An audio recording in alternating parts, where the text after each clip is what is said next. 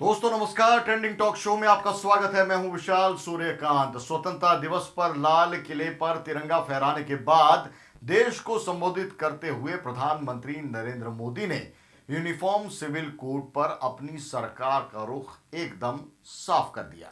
ये नहीं, उन्होंने यूसीसी को एक नए नाम से संबोधित किया। उन्होंने इसे सेकुलर सिविल कोड बताया। प्रधानमंत्री ने जिस सेकुलर सिविल कोड की ओर इशारा किया है, वास्तव में वो यूनिफॉर्म सिविल कोड ही है। वह पूरे देश में हर धर्म के लोगों पर एक मुद्दे पर एक जैसे कानून की वकालत कर रहे हैं, जो भारतीय जनता पार्टी की अगुवाई में चल रही केंद्र सरकार का एक बड़ा एजेंडा भी है। अभी देश में आपराधिक कानून तो सभी के लिए समान है, पर सामाजिक और धार्मिक कानून अलग अलग हैं।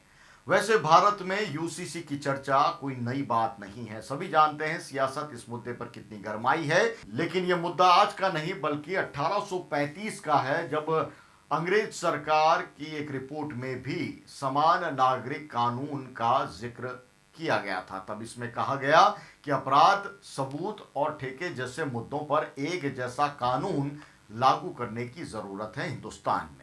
साल 1941 में हिंदू कानून संहिता बनाने के लिए बीएन राव की अध्यक्षता में कमेटी बनाई गई और इस समिति की सिफारिश पर साल 1956 में हिंदुओं, बौद्ध, जैनियों और सिख के उत्तराधिकार से जुड़े मामलों को सुलझाने के लिए हिंदू उत्तराधिकार अधिनियम अपनाया गया।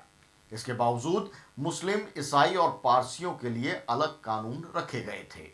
साल 1955 में ही हिंदू विवाह अधिनियम बना, जो किसी भी रूप या विकास में हिंदू है उनके लिए लागू किया गया। खासतौर पर वीर शैव, लिंगायत, ब्रह्मा, प्रार्थना या आर्य समाज के अनुयायी हैं, उन पर हिंदू विवाह अधिनियम लागू है। इस कानून की धारा 2B के मुताबिक जो धर्म से बौद्ध, जैन या सिख हैं उन पर भी हिंदू कानून लागू है।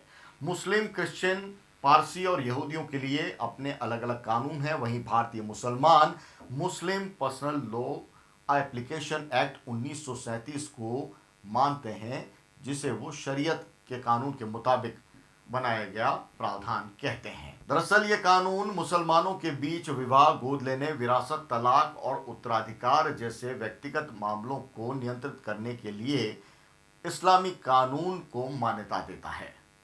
यूनिफॉर्म सिविल कोड यानी समान नागरिक संहिता, जिसे प्रधानमंत्री ने सेक्युलर सिविल कोड के नाम से संबोधित किया है, इसका सीधा सा मतलब है देश में रहने वाले हर धर्म, जाति, संप्रदाय और वर्ग के लिए हर मुद्दे पर एक समान नियम कानून।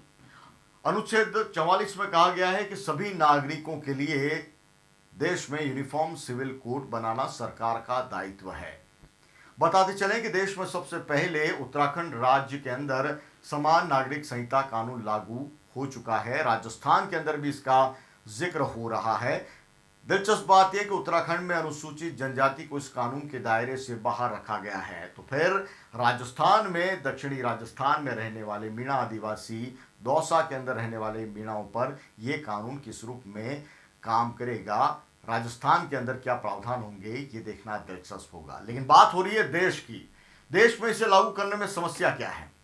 दरअसल अगस्त 2018 में 21वें विधि आयोग ने अपने कंसल्टेशन पेपर में लिखा था कि इस बात का ध्यान रखना होगा कि इससे हमारी विविधता के साथ किसी तरह का समझौता नहीं हो और कहीं ये देश की क्षेत्रीय अखंडता के लिए खतरे का कारण न बन जाए। समान नागरिक संहिता का प्रभावी अर्थ शादी, तलाक, गोद लेने, उत्तराधिकार और संपत्ति का अधिकार से जुड़े कानूनों को सुव्यवस्थित करना होगा। 21वें विधि आयोग ने कहा कि इसके लिए देश भर में संस्कृति और धर्म के अलग अलग पहलुओं पर गौर करने की जरूरत होगी। समान नागरिक संहिता का विरोध करने वाले कहते हैं कि इससे सभी धर्मों पर हिंदू कानून एक तरह से लागू हो जाएंगे। विरोध करने वाले ये भी दलील दे रहे हैं कि इससे अनुच्छेद 25 के तहत मिले अधिकारों का उल्लंघन होगा। अनुच्छेद 25 धार्मिक स्वतंत्रता का अधिकार देता है। समान नागरिक संहिता का सबसे ज्यादा विरोध मुस्लिम पर्सनल लॉ बोर्ड करता है। उसका कहना है कि इससे समानता नहीं आएगी, बल्कि इसे सब पर थोप दिया जाएगा। तो मुद्दा बहुत पेचीदा है। अलग अलग धर्मों की अलग अलग बात, अलग अलग धर्म के विद्वानों की अलग अलग राय, लेकिन इसका समाधान क्या है?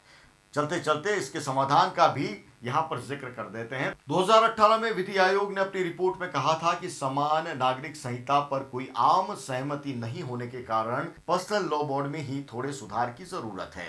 आयोग ने कहा कि इस बात का ध्यान रखा जाना चाहिए कि पर्सनल लॉ की आड़ में मौलिक अधिकारों का हनन तो नहीं हो रहा और इसे दूर करने के लिए कानून में बदलाव करना चाहिए।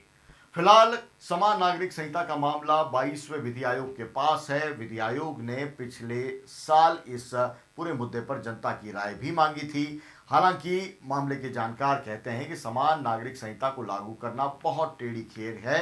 वो सिर्फ इसलिए नहीं क्योंकि सभी धर्मों के अपने अलग अलग कानून हैं, बल्कि इसलिए भी क्योंकि हर धर्म के हिसाब से कानून भी अलग अलग हैं और विविधताओं से भरे भारत में यूनिफॉर्म सिविल कोड या जिसे सेक्युलर सिविल कोड कहा जा रहा है उसे लागू करना मौजूदा सरकार के लिए बड़ी चुनौती है।